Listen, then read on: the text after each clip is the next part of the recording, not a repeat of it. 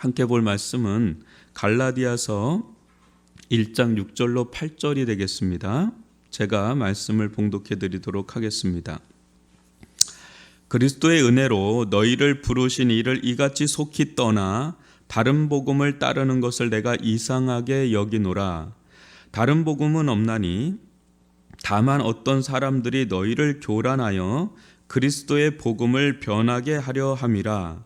그러나 우리나 혹은 하늘로부터 온 천사라도 우리가 너희에게 전한 복음 외에 다른 복음을 전하면 저주를 받을지어다.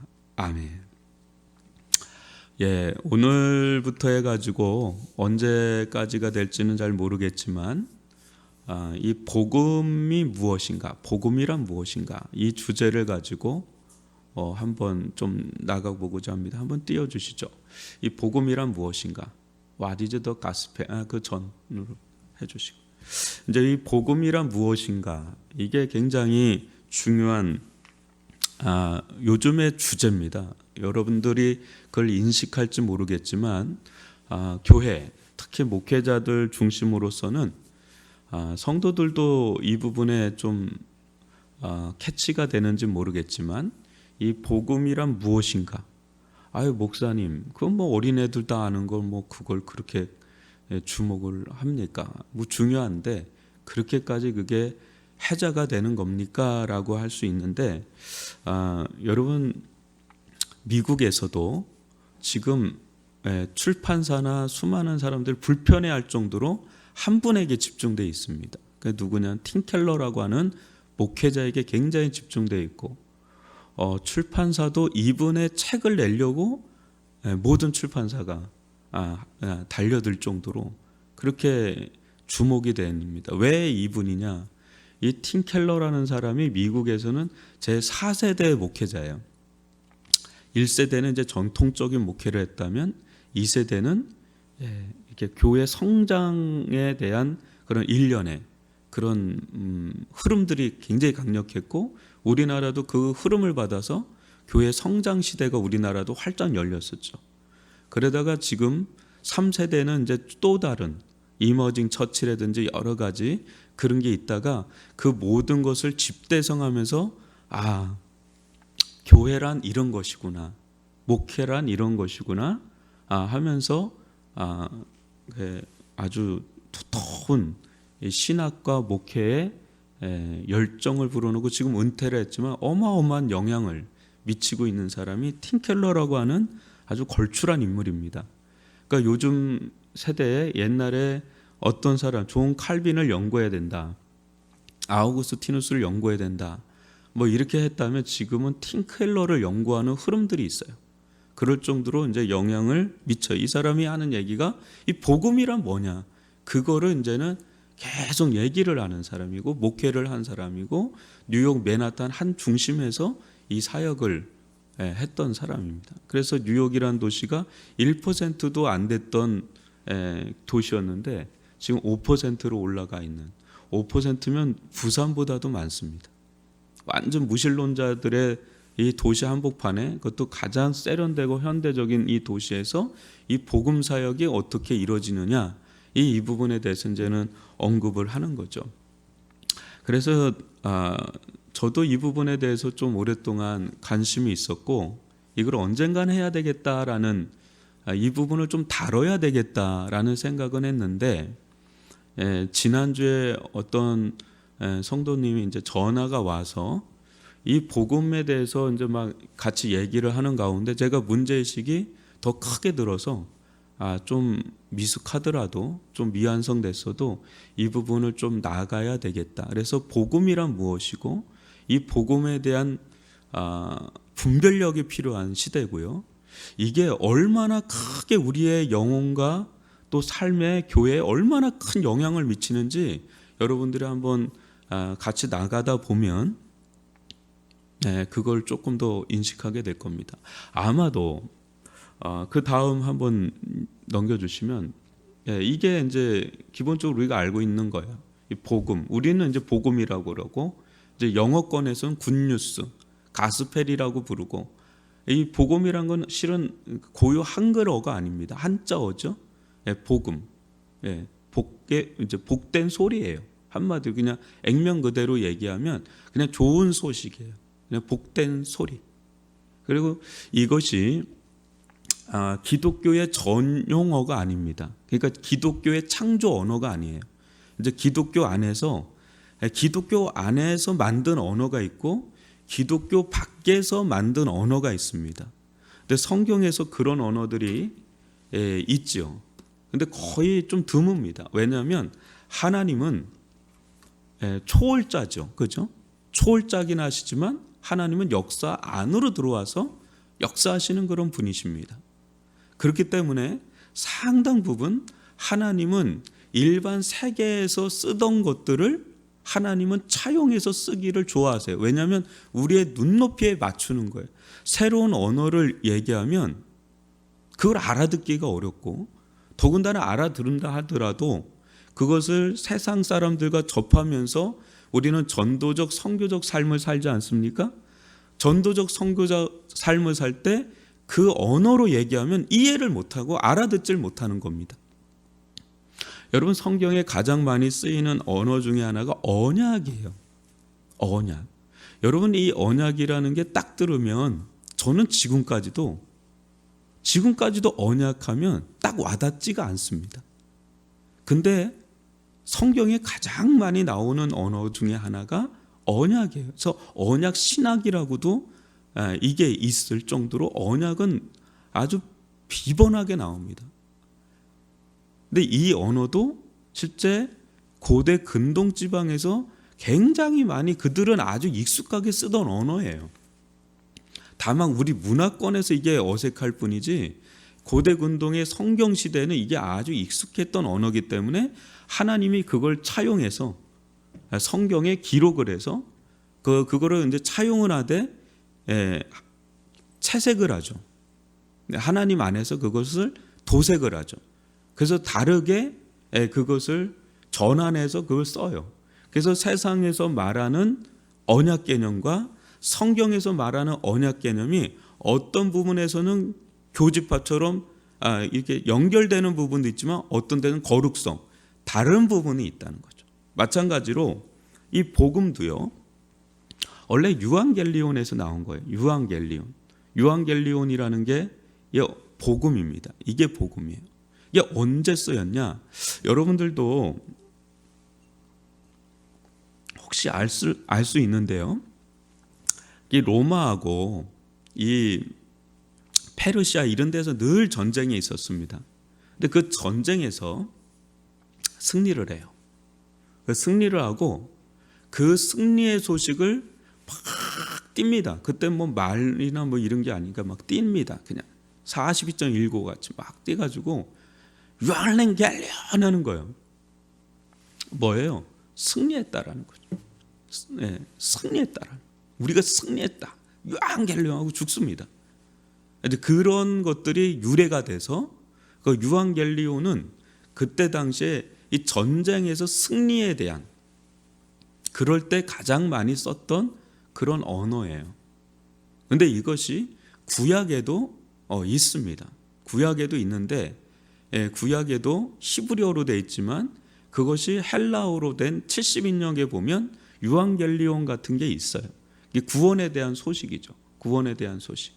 근데 이 두 가지, 그러니까 세상에서 승리에 대한 기쁜 소식과 구약의 구원에 대한 하나님의 구원에 대한 소식이 접하면서 이게 초대 1세기 초대교회 가운데 들어오는 겁니다. 여러분, 마가복음 또 누가복음 뭐 이런 복음서가 다 예수님 당대에 쓴 거죠. 그 예수님도 그걸 차용을 했고 또 어때요? 이 복음서 기자들도 그걸 차용하고 사도 바울도 그걸 차용해서 이제 이 복음을 가져다 쓸 때 이 복음을 전하기가 용이해요. 왜? 세상에서도 쓰던 언어거든요.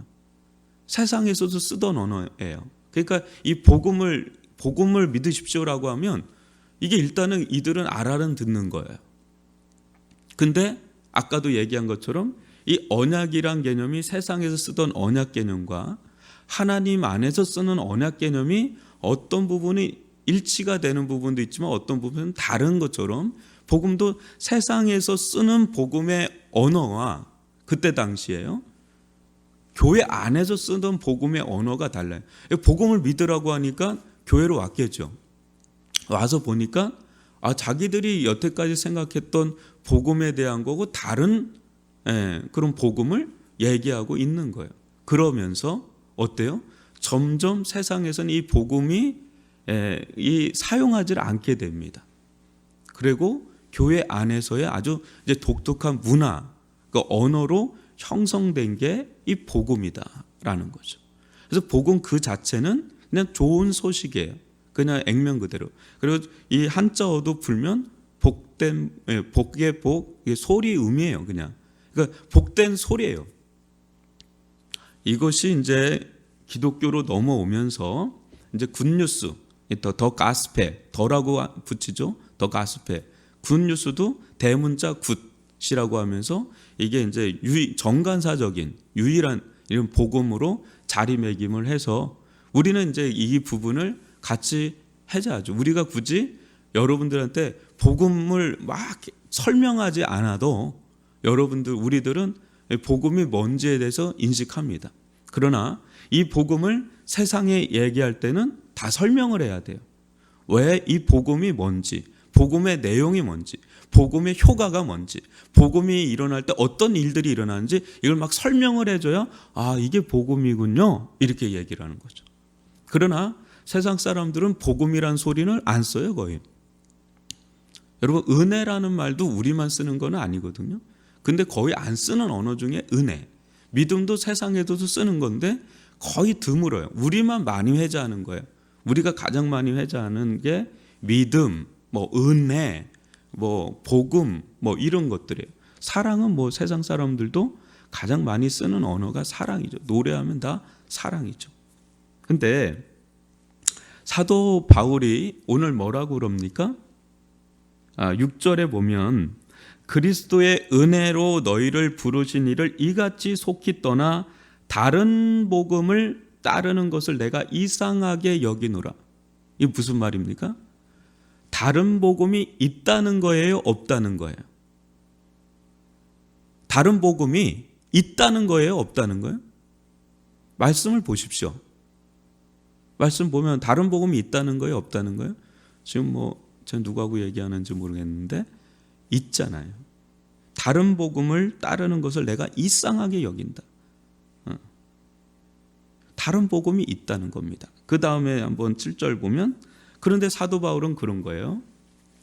7절 보시면 다른 복음은 없나니, 이게 무슨 말이에요? 다른 복음을 따르는 사람이 있는데 따르는 무리들이 있잖아요. 이 갈라디아서에 다른 복음을 따르는 이들이 있었다는 거예요.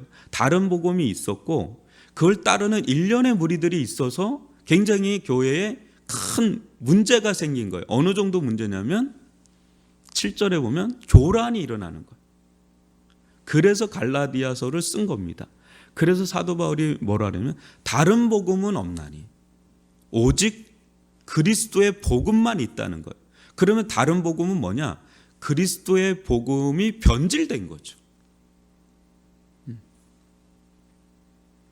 그래서 심지어는 어디까지 얘기합니까? 8절에 다시 한번 보시면 다른 복음을, 그러니까 우리가 너희에게 전한 복음 외에 다른 복음을 전하면 어디까지 얘기하냐면 저주를 받을 자다라고 할 정도예요.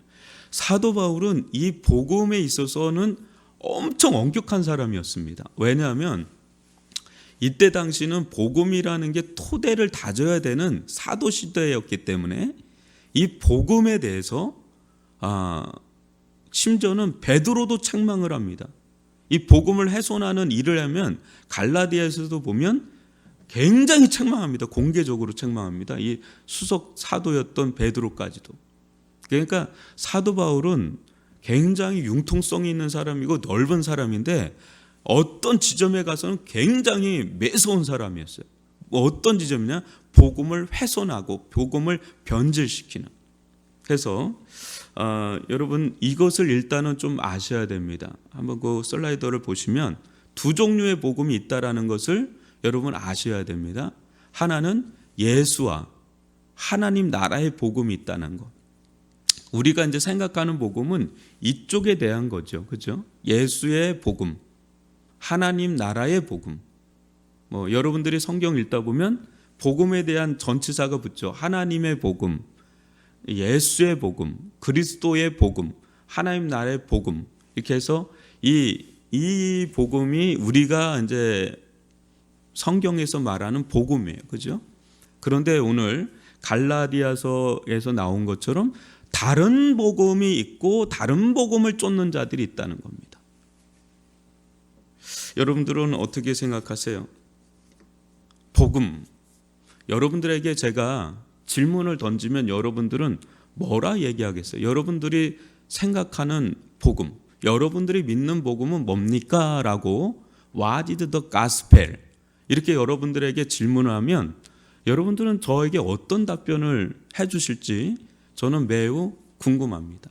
아마 거의 대부분이 복음은 예수님이 나를 위해 죽으셨고 나를 위해 부활하신 겁니다. 아마 이렇게 얘기를 하실 거예요. 조금 더 풀까요? 복음은 예수님께서 나를 죄로부터 구원하기 위해서 십자가에 죽으셨고 나를 구원하기 위해서 다시 죽은 지 3일 만에 부활하신 겁니다. 이걸 복음이라고 저는 믿고 알고 있습니다만 목사님은 어떻게 생각하시는지요? 라고 한다면 맞아요. 그게 대부분 우리가 믿는 복음의 핵심 내용입니다. 그래서 사형리라고 해서 요즘에는 그거 가지고 전도를 많이 하는 것 같지는 않지만 이 사형리 가지고 우리는 죄인입니다. 우리는 하나님으로부터 끊어진 죄인입니다. 하고 사망 가운데 있습니다. 절망 가운데 있습니다. 죄 가운데 있습니다. 이것을 이어주는 것은 예수 그리스도입니다. 당신은 예수님을 믿으십니까? 영접하십니까? 이게 사형리적인 이 부분을 워낙에 퍼져 있었기 때문에 아마도 우리 수준에서는 다 이 정도로 아마 복음을 이해를 하고 있을 겁니다. 그게 가장 핵심이니까요. 복음의 내용의 가장 핵심이니까. 그런데 한번 팀 켈러의 복음에 대한 정의를 한번 보시면 그렇게 어렵지 않아요. 우리가 생각하던 것을 충분히 이해할 수 있는 그런 수준의 이야기를 하는데 이 팀 켈러가 저렇게 생기셨어요. 그래서 지금 은퇴하셨는데 웨스트민스터 신학 교수였다가 안 되겠다. 자기가 목회 현장에 나가봐야 되겠다 하고 해서 뉴욕에 개척을 합니다. 리디머 처치라고 하는 거기서 이제 30년 동안의 어떤 신학이 워낙 신학자니까 워낙에 신학이 탄탄한 분이고요. 근데 현장에 나간 거예요. 그리고 교회를 섬겨본 겁니다. 그래서 저분은 이제 자기를 어떻게 표현하냐면 도시 선교사라고 표현해요. 그러니까 목회자라고 표현하기보다 도시 선교사라고 표현을 합니다. 그래서 뉴욕이라는 선교지에 가서 이제 일종의 선교를 하는 겁니다. 그러니까 상당히 많은 부분 불신자들하고 접촉을 많이 가졌고 아울러서 이제 이 리디머 처치를 이렇게 세우는데 30년 동안 이분이 자신의 어떤 교회론이라 그럴까요? 그걸 방대한 교회론을 신학적으로 또 사역적으로 이거를 집대성한 책이 이 센터 처치예요. 한 700페이지 가까이 되나 이렇게 좀 두껍게 번역이 됐는데 여러분들이 읽어도 되는데 어려워요. 여러분들이 읽기에는 일반 성도들이 읽기에는 어렵지만 굉장히 읽어야 될 책입니다. 실은 이 책을 읽을 때 이게 종합이 될 정도의 역사적으로도 이게 종합이 될 정도로 그런 책이에요. 요거보다 조금 쉬운 버전이 나와 있어요. 세 권으로. 그걸 먼저 읽고 이걸 읽어도 좋을 정도의 책인데 이 부분은 아마 제가 이 강의 겸 설교 같이 될 것 같은데요. 새벽에 이 부분은 아마 계속 좀 언급이 좀 될 것 같은데요. 이 사람이 오늘은 이제 한 부분만 조금 살펴보고 마치도록 하겠습니다. 이 사람이 복음에 대해서 이 사람을 뭐라고 정의하는지를 좀 알 필요가 있지 않겠어요? 존 파이퍼하고 팀 켈러 이런 사람들, 돈 카슨 이 사람들이 지금 미국을 거의 이게 중심으로 끌고 가는 사람들이에요. 그래서 이 사람들의 영향이 우리나라에도 엄청 영향을 받아서 지금 목회자들 대부분이 이쪽에 꽂혀 있다고 봐도 과언이 아닐 정도로 지금 어마어마한 영향을 미쳐요. 근데 이 사람은 복음에 대해서 뭐라고 정의하는가? 한번 그 다음 보시면 이렇게 합니다. 한번 읽어볼까요? 여러분들도 TV로 보는 분들도 한번 읽어보세요. 복음은 좋은 충고가 아니라 좋은 소식입니다. 이 개념이 매우 중요합니다. 왜 이 개념이 중요하냐면 처음에는 우리가 예수님을 영접했잖아요. 그때는 좋은 소식으로 우리가 복음을 받아들이는데 시간이 지나면 자꾸 복음을 충고로 받아들이는 경향이 있는 거예요. 그러면서 크리스찬이 그리스도인이 자꾸 율법화되는 거예요. 처음에는 복음으로 시작을 했는데 갈수록 복음에 깊어지는 게 아니라 율법적인 사람이 돼가는 겁니다.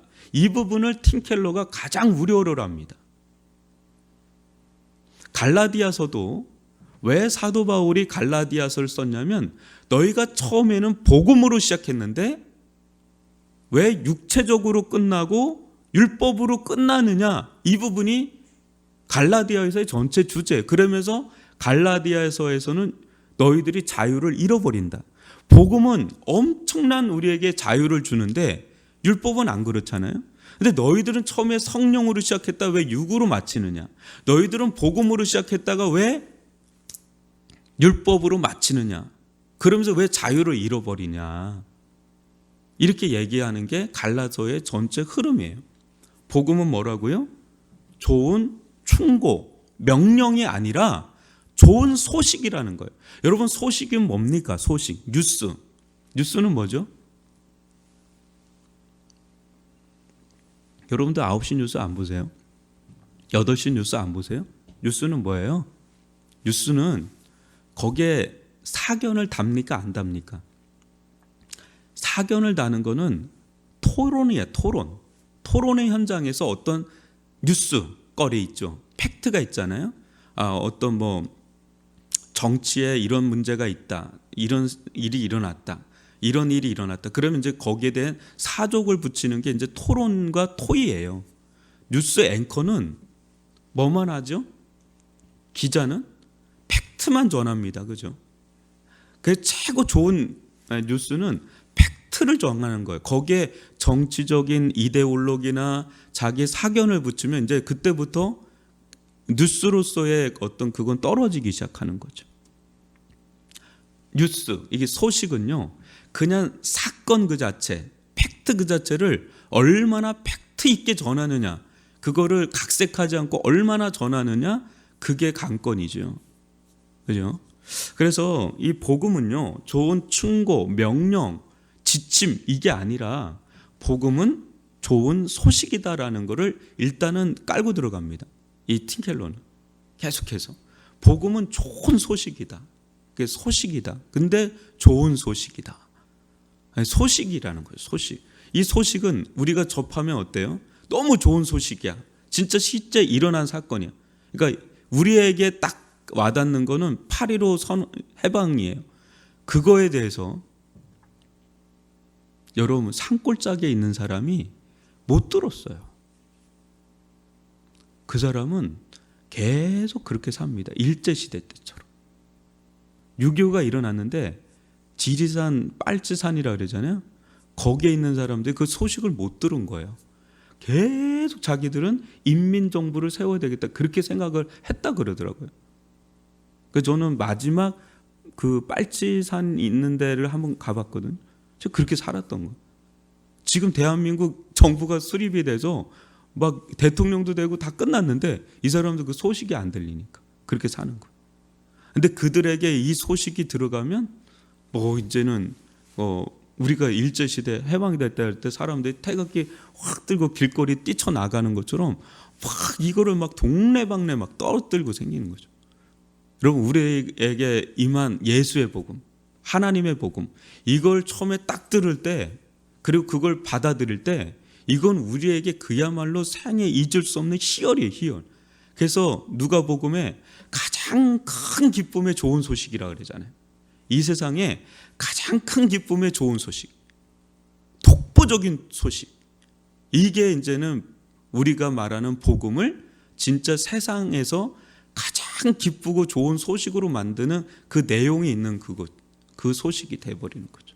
그래서 이 소식에 비하면 나머지는 다 촛불과 같은 거예요. 나머지 이 세상에서 들려지는 막 좋은 소식들, 기쁜 소식들은 마치 그 촛불과 같은, 태양과 같은 거니까.